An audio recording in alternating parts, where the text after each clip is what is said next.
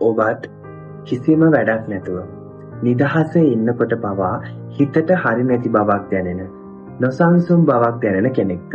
එහෙමත් නැත්නම් කරන්න වෙලාව කොච්චර තිබ්බත් අන්තිම මොහොත වෙනකල් ඔබේ වැඩ ටික ප්‍රමාද කරලා ඒ එන කලබලයක් එක්ක වැඩ කරන කෙනෙක්ද? ගොඩක් අය හිතන්නේ ආතතිය කියලා කියන්නේ මග හරින්න ඕන දෙයක් කියලා. ඒ වුණාට ඔබ දැනගෙන හිටියද ආතතියට අපේ මොළය ඇබ්බැහි වෙන්න පුළුවන් කියලා. දැන් අපි කතා කරමු ඒ ලක්ෂණ මොනවද කියලා.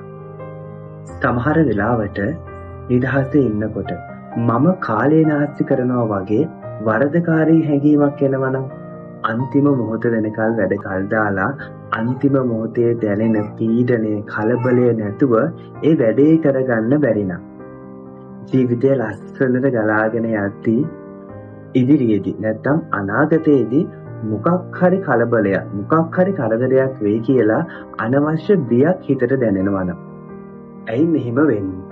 අපි ආතතියෙන් ඉන්නකොට අපේ සිරුරේ ආතතිකර හෝමෝන නිපද වෙන නැත්නම් ශ්‍රාවය වෙන්න පටන් ගන්නවා.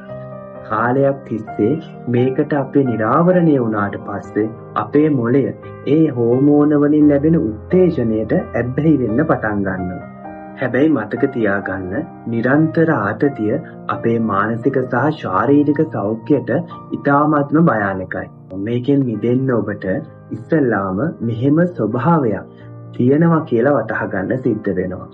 ඊට පස්සේ පොඩි පුරුද්දක් විදිහට දවසට විනාඩි 10ක්වත් කිසිම වැඩක් නොකර සංසුන්ව සතිමත්ව ඉන්න පුරුදු වෙන්න.